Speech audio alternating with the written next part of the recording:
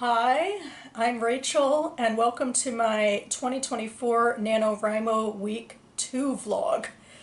I ended my last vlog on a bit of an anxious, downery even note, and coming into this vlog, to talk about the election. I don't want to say much about it, I guess, where things stand now, presumably where they will stand later. It's a blow. It's a blow, to put it mildly. And hopefully the fight, such as it is, to maintain democracy, that's still ongoing.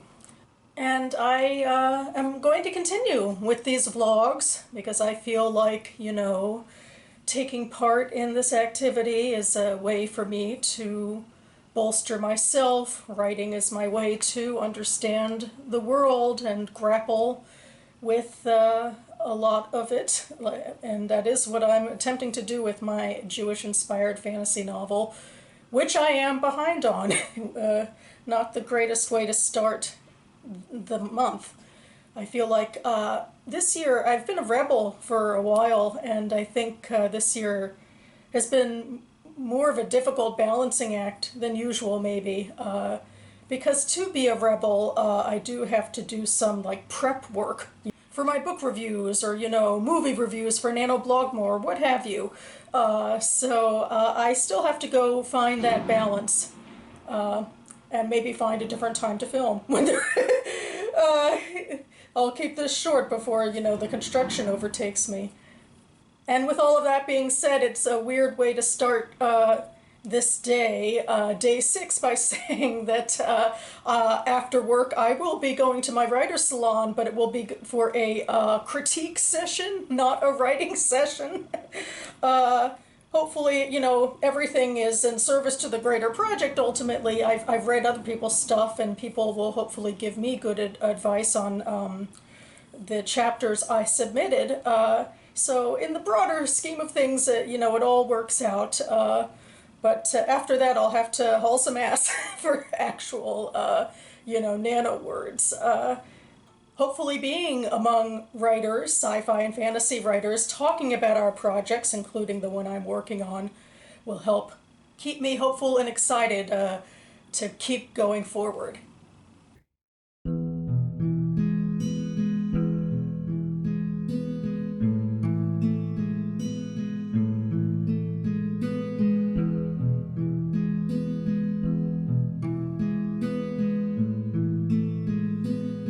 So here are my notes from tonight.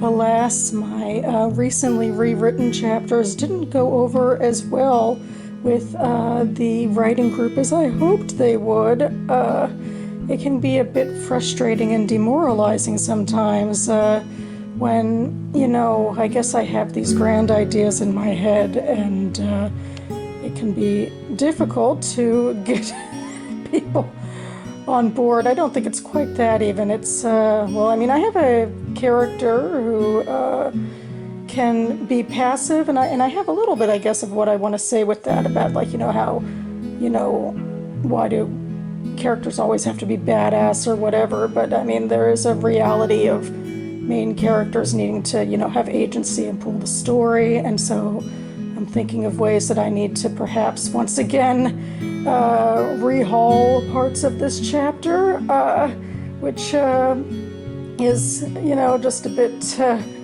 exhausting to think about, because I just rehauled, the chapter recently, but I don't know, as I was leaving, I got some feedback about things that were working, and on the brighter side, with Nano is, if I want to go ahead and rewrite something, it all counts toward the words, and I guess hopefully I'll be able to ruminate on things and come out stronger on the other side, and with the writing stronger on the other side.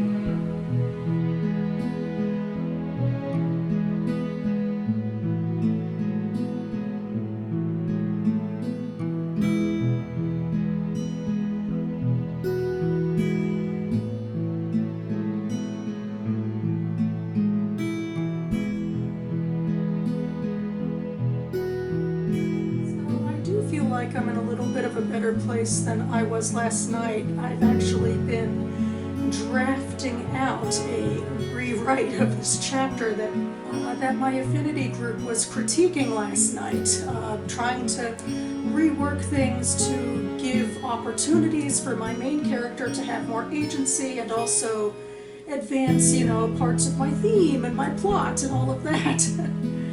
I guess I struggle a little. I mean, not only am I dealing with trying to subvert the tropes of badass female, protagonists in YA and making my character more effeminate and all of that. I also just, in general, this book is a lot about community. And so, in some ways, really, the theme or a major part of it is that, the world is bigger than just you. So sometimes you are reacting to things that are like larger than yourself.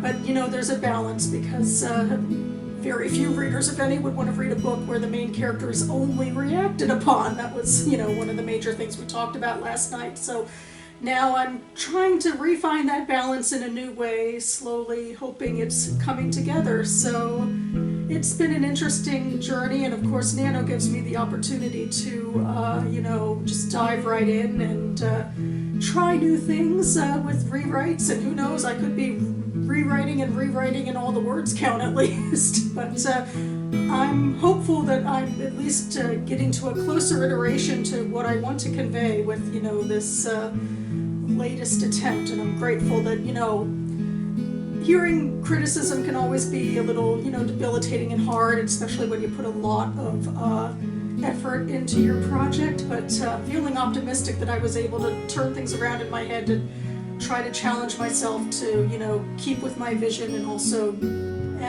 convey it the way I hope it will ultimately be conveyed to readers. So yeah, I mean, it's a weird message for Nano, but definitely, at some point in your writing life, garner feedback, and hopefully it will, be invigorating and certainly insightful for your writing process.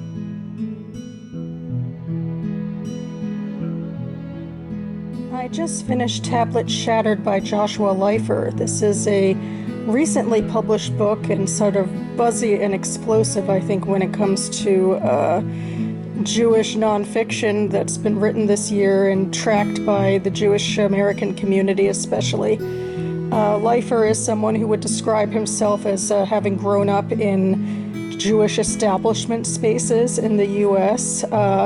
He is a younger millennial, and I think he's, in his way, to oversimplify, kind of speaking truth to power. He goes through the past century of what he would call sort of the American Jewish century, where we were ascendant as, post-Holocaust, we were the largest, population of Jews. And so he talked a lot in broad general terms, I think, about, how many Jews, or at least his strain of ancestors, which are probably pretty similar to mine, arrived from the Pale of Settlement, and the types of organizations that were founded, the sort of shirking off of a lot of religion and even ethnicity to fit in with American assimilationist ideals.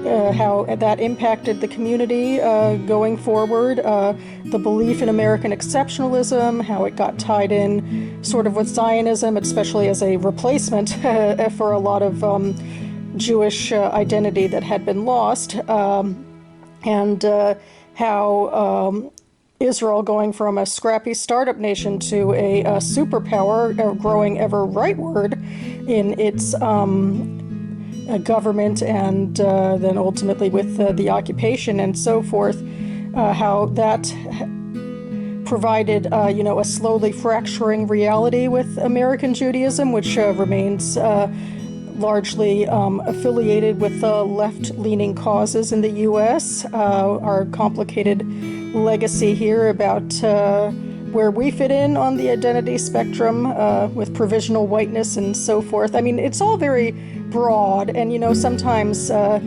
when you speak so broadly about these trends, it can miss a lot of nuances. And I feel like a lot of, even some of his beliefs, I think some of them I find a little too sort of one-dimensional that I would argue with. Although I think he'd like that. I think he thinks the best way for American Judaism to sort of transcend into our next phase would be to, keep arguing for, sort of some sort of legitimacy. I mean, within ourselves to stay relevant. So anyway, there's a lot in here. I'm still trying to wrap my head around it. I was trying to wrap my head around it while I was reading it and arguing and thinking, I come from a very biased place thinking about my own Jewish identity and what it means and how I want to go forward and how I hope we can go forward, as a collective, if that's a word for it. It was an interesting book that he predominantly wrote before October 7th, and then he had to put in an addendum where some of his thinking changed, not like in fundamental ways, but just as a response to something that's been so unprecedented. It's a little bit bleak because in general he sees American Judaism as, it doesn't have a lot of substance. He goes through different types of strains, and I guess ultimately he finds some decent parts out of all the strains he outlines. And just the other part of the reality is that, we are not going to be, the predominant group of Jews anymore, and Israel will be the place within the next couple of decades where most of world Jewry lives. And that reality comes with complications of, relationships between Jews and how we all, view each other and connect to each other, which is something I think that's important to him and to me, being part of a community, which is something we both strive for. So there's a lot in here to grapple with, and ultimately, I think he did a really commendable job, I'll say, from one geriatric millennial to a younger, more robust one. Hello! We have reached another weekend, and frankly, one of the first major things I have to do this weekend is leave. And that is leave the DC area that I've been filming around all these last few days because my niece had her birthday. She's a Halloween baby, and I am going into Baltimore now to celebrate with her and the family, so I'm pretty excited about that. And I'm hopeful that somewhere in betwixt and in between I will be working on my writing. One of the major things I am thinking about, going back to the idea of writing groups, I have a second writing group, my beta reading group. We meet online roughly once a month, and I have a deadline to submit my latest 2 chapters to them.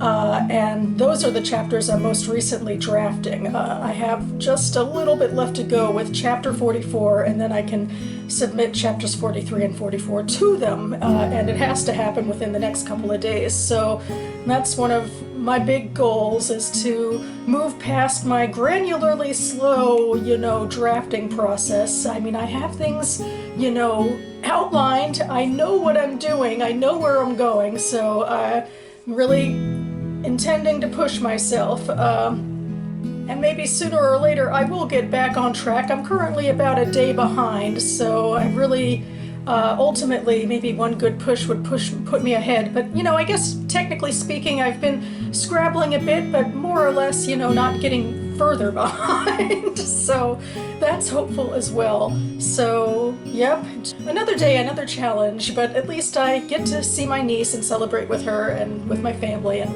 things will be fun.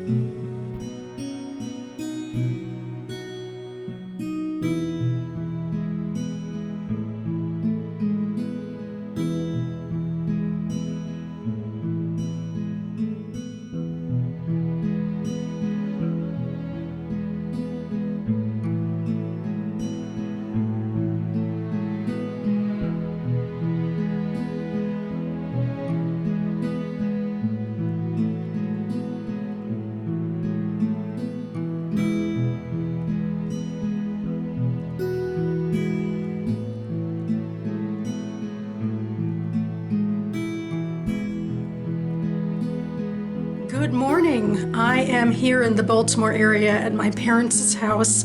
I arrived last night to be able to celebrate my niece's birthday with her and a lot of the rest of my family. They stayed pretty late, and after that I stumbled through finishing up chapter 44 of my fantasy novel. And this morning I read over chapters 43 and 44 to send to my beta reading group.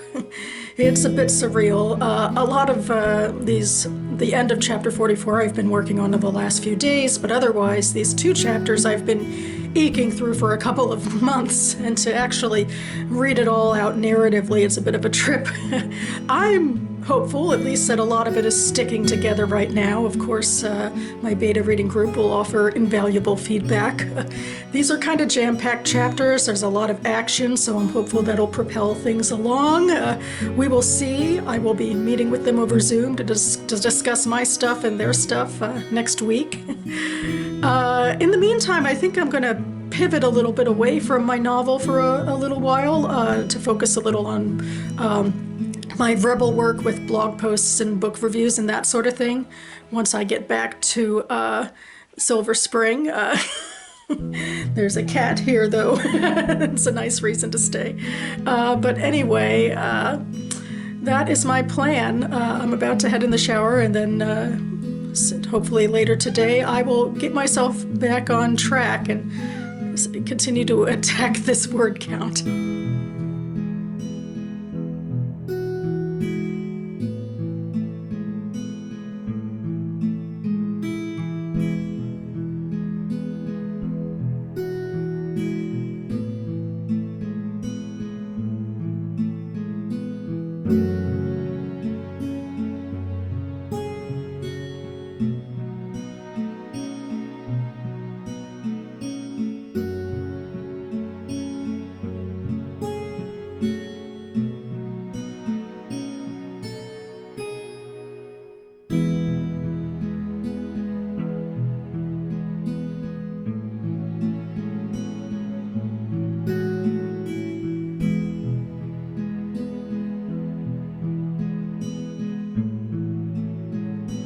The First Mrs. Rothschild by Sarah Aharoni, and overall I'm not that impressed. It's a little bit disappointing. This is a novel about the character of Gutliv Rothschild.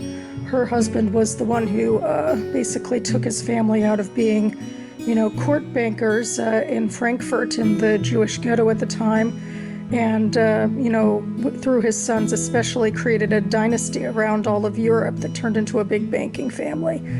And, it was fun to read this, after reading the nonfiction book, but about the women of the family especially. But this book was, the telling of this was very stiff and, sometimes purple in prose as well. It was told through diary entries as well, which, gives a bit of distance and too much exposition too, so that, none of the characters felt all that realistically portrayed. But it was still, fun because of reading the nonfiction book. I guess that's why it's fun to read these things in tandem. The nonfiction book I read a couple months ago or a month ago, whatever, is focused a lot on the British side of the family, and one of Gutliv's sons was the person who started that side of the family, and was probably one of the most detailed characters in this. A lot of the characters weren't all that detailed, but surely through this rather sprawling book, Aharoni goes through a whole lot of history, including with, French liberation and French wars and Napoleon, and how those particularly had an impact on Frankfurt, which was going through a lot of changes in Gutliv's lifetime, from being part of the Roman Empire, and then becoming more German in character and so forth. And the Jews themselves, nearing the end of her and her husband's life, actually were able to become citizens. So it was a big century, and the Rothschilds, of course, played a very significant part in it. And there were some attempts to try to explain their business dealings, but I felt like those were pretty dry. So yeah, I mean, it's sort of like an intriguing subject, but I don't really feel like it was, written about all that well within a fiction narrative standpoint. So it is Monday afternoon, and it's a federal holiday, so I'm not actually at work. Instead, I am in downtown Silver Spring, where I live, and I'm going to try to check out this new gelato place called Fantastics that opened up a little while ago, and I haven't gone yet. I'm a little, antsy. My father is a first generation Italian American, and he isn't too thrilled with the authenticity of American gelato, and this one in particular I think has a bit of a kitsch to it, like that it's some sort of gelato in a stick or something, but I'm gonna try it out and see what I think.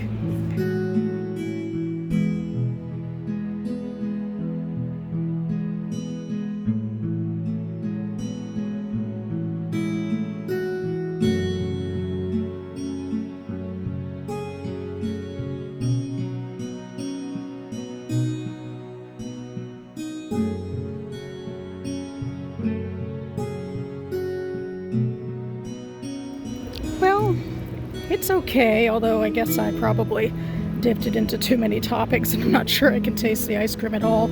I wouldn't say it tastes really much like authentic gelato, but it's a nice treat. I'm sure my father will have to try it for himself and pass judgment when he visits me next.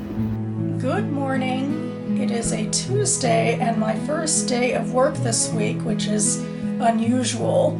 And more than that, actually, I am working from home, which is something I don't usually do, but I have a Verizon rep coming in sometime today to, look at something.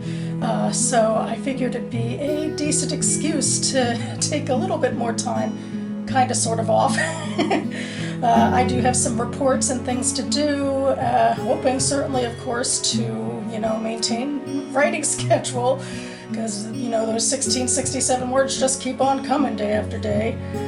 I also thought I might go ahead and wrap up this week's vlog by going to the library to work, which also has a library used bookstore attached to it, because I like to pick up books from that used bookstore, and I don't think I've done it yet this year at all, so I thought, well, why not just take a little bit of advantage and get some fun reading material in the process as well. So that's my plan. It's nice to kind of end on a more chill note, starting with my next weekly vlog. Things will kind of be back to a more usualist schedule, and I'm hoping for good things as I continue trundling along with my fantasy novel and with everything else.